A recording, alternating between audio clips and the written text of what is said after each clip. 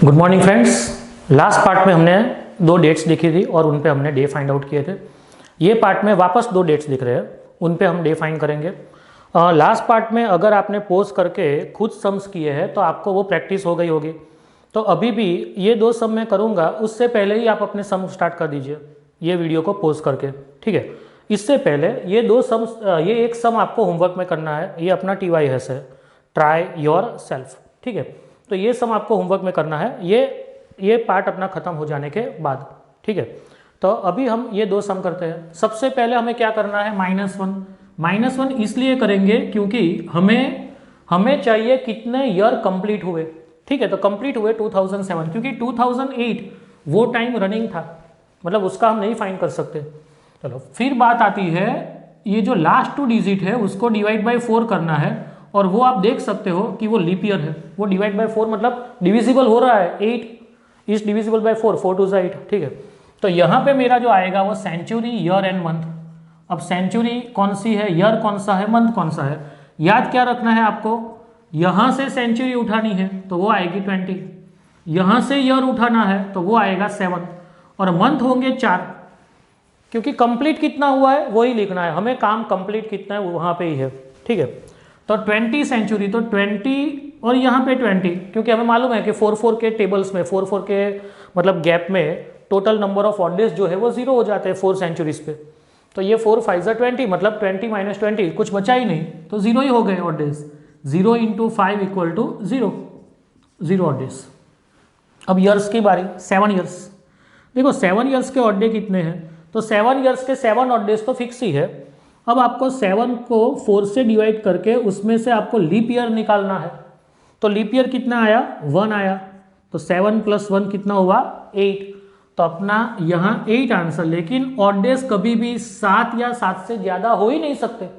ये 8 आया, तो 8 को आपको 7 से डिवाइड करना है। 7 1 ज़ा 7, क्या बचा, 1। क्या बचा वो लिखना है, ये नहीं लिखना है। तो यहाँ पे आएगा 1। अब मंथ की बारी। तो देखो जनवरी, फरवरी, मार्च, अप्रैल, मई। देखो 4 मंथ जो है, 4 मंथ्स वो कंप्लीट है, और 5th मंथ है उसमें तो हमें 5 ही लेना है। मई में 31 डेज है, लेकिन हमें उससे कोई लेना देना नहीं है। हमें तो 5th मई का डे फाइंड आउट करना है, तो वो 5 ही आएगा। अब जनवरी की बात करते हैं, तो जनवरी में 31 डेज। फेब्रुआरी में लीप ईयर होने के कारण 29। अगर यहाँ पे आपने 28 लिखा तो आपका 1 डे कम हो जाएगा, तो आंसर थोड़ा गलत हो जाएगा, एक दिन का डिफरेंस आ जाएगा। मार्च में 31, अप्रैल में 30, और मई में आपको 5 लेना है क्योंकि 5th में है। तो ये 3 ऑड डेज, ये 1 ऑड डे, 29 मतलब 7 से डिवाइड करोगे 1 रिमाइंडर बचेगा। ये 3 ऑड डेज, ये 2 ऑड डेज, और ये 5 ऑड डेज। क्यों 5? क्योंकि ये 7 से डिवाइड ही नहीं करना है, 7 से छोटा नंबर है। एडिशन करते हैं तो देखो 3 + 1 4 + 3 7 मतलब 0, 2 + 5 7 मतलब 0। ये मैंने क्या किया कि एडिशन अगर मेरा 7 या 7 से ज़्यादा आए तो मुझे उसमें से 7 माइनस करना है। पहले ये 3 का एडिशन किया तो 7 आया तो 0 कर दिया, 2 + 5 7 तो 0 कर दिया। तो मैं यहाँ डायरेक्ट आंसर 0 लिख सकता हूँ। अगर कोई बंदा सोचता है कि नहीं मुझे ऐसा नहीं करना है, मुझे डायरेक्ट एडिशन करना है, तो वो करो। 3 + 1 4 + 3 7 + 2 9 + 5 14, तो यहाँ 14 आएगा, और 14 को अगर वो 7 से डिवाइड करेगा तो उसकी रिमाइंडर जो बचेगी वो क्या बचेगी, 0, तो वो यहाँ 0 आएगा। अब देखो ये तीनों का टोटल क्या आता है, 1, और 1 मतलब क्या है, तो 1 मतलब मंडे। 5th मई 2008 के दिन कौन सा था, मंडे था। आप सर्च इंजन में चेक कर सकते हो, मंडे ही आएगा, ठीक है। अब ये डेट लिखते हैं, 26 जनवरी 1950। देखो अगर आपको ये टॉपिक में कहीं भी नहीं समझ आए तो आप वीडियो को वापस रिवर्स करके पॉज करके वापस देख सकते हो पूरा वीडियो, ठीक है। एक बात, अब देखो आपने 3 सम कर दिए अभी तक में, तो अब ये चौथा सम, ये सम खत्म हो जाने के बाद आप तो करना ही है आपको तो, लेकिन अब ये चौथा सम आप, अगर आपने वो 3 सम खुद ही किए हैं पॉज करके, तो ये चौथा सम आप खुद ट्राई करिए, इसका आंसर लाइए, और फिर मेरे आंसर के साथ आप उसको मैच करिए, ठीक है। तो देखो सबसे पहले क्या आएगा, -1 करूंगा तो ये 1949 हो जाएगा। ये डिवाइड बाय 4 कर रहा हूँ तो नहीं डिवाइड हो रहा है, मतलब ये ऑर्डिनरी ईयर है।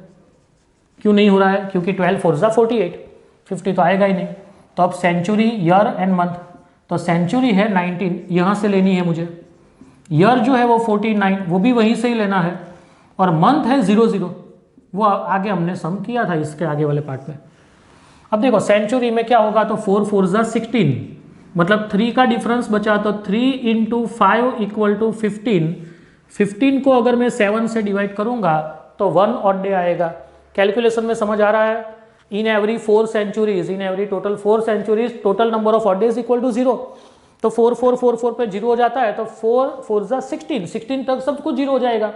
19 - 16 मतलब 3 सेंचुरी बची, तो 3 मतलब एक सेंचुरी के 5 ऑड डेज, तो 3 5 जा 15 ऑड डेज। 15 को 7 से डिवाइड किया, रिमाइंडर आया 1, 49। तो देखो 49 ईयर्स के 49 ऑड डेज वो फिक्स है, ठीक है। और फिर आपको क्या करना है, 49 को 4 से डिवाइड करना है, तो ये आएगा 1, ठीक है। ओके, तो आपको क्या लेना है, ये 12 लेना है। ऑलवेज याद रखना, 4 से डिवाइड कर रहे हो तो कोशंट लेना है, 7 से डिवाइड कर रहे हो तो रिमाइंडर लेना है। तो यहाँ पे क्या होगा, 9 + 2 11, 1 और ये होगा 61। 61 को अगर मैं 7 से डिवाइड कर रहा हूँ तो 7 8 जा 56, मतलब 5 ऑड डेज आएंगे, ठीक है। चलो अब बारी आती है मंथ की, तो मंथ तो एक ही है, जनवरी। तो जनवरी में कौन सी डेट लेनी है, 26, मतलब ये ऑर्डिनरी ईयर मैंने लिखा, उसकी ज़रूरत ही नहीं थी क्योंकि फेब्रुआरी का कैलकुलेशन ही नहीं आने वाला है, ठीक है। तो क्या होगा, ये 7 3 जा 21, तो 5 बचे, तो 5 ऑड डेज।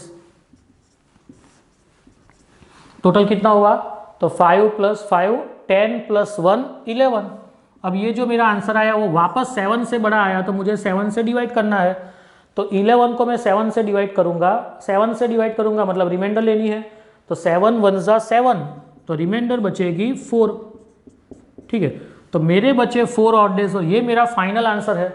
और फाइनल आंसर में जो 4 आया, मतलब वो क्या हो गया, थर्सडे। मतलब ये दिन थर्सडे था। कौन सा दिन था ये मालूम है आपको, 26 जनवरी 1950।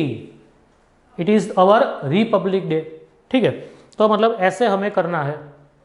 कॉन्सेप्ट आपका क्लियर हो गया। आपको समझना ये है कि भाई ये सेंचुरियन ईयर यहाँ से नहीं उठाने हैं, यहाँ से उठाने हैं, वरना मैक्सिमम गड़बड़ वही होती है कि ईयर, कई बच्चे ईयर यहाँ से उठा देते हैं लेकिन सेंचुरी यहाँ से उठाते हैं, तो वो गड़बड़ हो जाती है उसकी।